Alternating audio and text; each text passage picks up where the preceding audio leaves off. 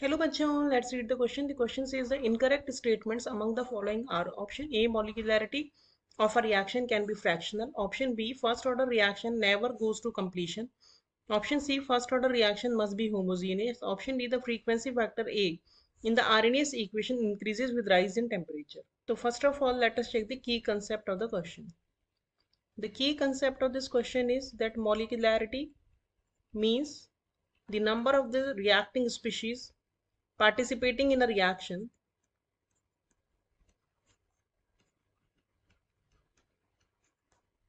यानी कि रिएक्टेंट्स जो पार्टिसिपेट कर रहे हैं रिएक्शन में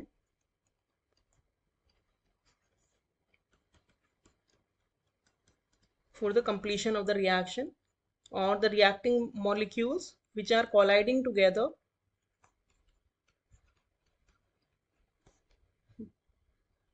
for a chemical reaction to take place, उसे हम बोलते हैं molecularity.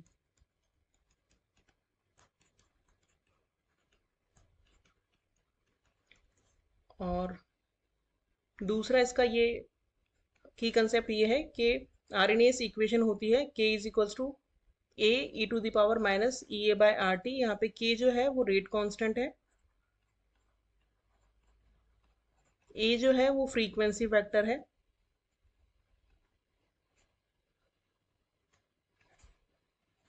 ये जो है वो एक्टिवेशन एनर्जी है,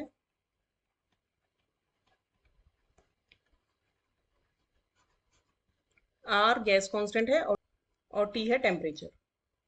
अब इस क्वेश्चन का अगर हम कंप्लीट सॉल्यूशन देखें तो जो ए स्टेटमेंट दिया है हमें ए में कि molecularity can be fractional, so it is a wrong statement क्योंकि मॉलिक्यूलैरिटी जो होती है वो हमेशा एक इंटीजर होती है, क्योंकि ऐसा तो हो नहीं सकता कि हाफ मॉलिक्यूल आपस में कोलाइड कर ले टू गिव अ प्रोडक्ट. तो इसीलिए हमेशा मॉलिक्यूलैरिटी जो होती है वो इंटीजर होती है, इसकी वैल्यू 1 2 3 एक्सेट्रा कुछ हो सकती है, लेकिन फ्रैक्शन भी नहीं हो सकती और जीरो भी नहीं हो सकती. दूसरे में हमें दिया है first order reaction never goes to completion, so this is actually correct क्योंकि for first order reaction A is equals to A zero e to the power minus k t होता है. यहाँ पे ए जीरो जो है वो initial concentration है at time t, sorry at time zero, k rate constant है और टी है टाइम.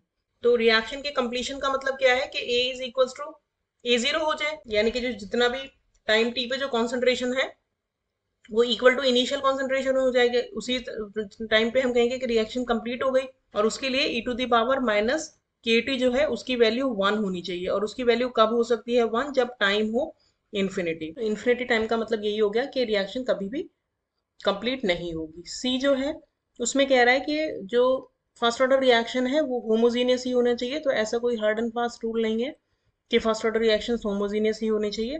और जो डी है उसमें हमें दिया है कि फ्रीक्वेंसी फैक्टर, यानी कि ए जो है फ्रीक्वेंसी फैक्टर इस रिएक्शन में आरएनएस इक्वेशन में it increases with increase in temperature. तो ये एकदम करेक्ट है क्योंकि जैसे जैसे हम टेम्परेचर बढ़ाएंगे वैसे वैसे काइनेटिक एनर्जी बढ़ती है, और काइनेटिक एनर्जी बढ़ती है तो मॉलिक्यूल्स जो है वो आपस में ज्यादा कोलाइड करते हैं, और अगर वो ज्यादा कोलाइड करेंगे तो ए यानी फ्रीक्वेंसी फैक्टर यानी कि collision frequency, number of collision जो है वो बढ़ता है, इसलिए ए भी इंक्रीज होता है. तो हमारा ऑप्शन ए रॉन्ग हो गया, ऑप्शन बी करेक्ट हो गया, ऑप्शन सी रॉन्ग हो गया और ऑप्शन डी करेक्ट हो गया. हमसे पूछे हैं इनकरेक्ट स्टेटमेंट, तो हमारा करेक्ट आंसर हो गया option A and option C. Hope you understood the solution well. Thank you.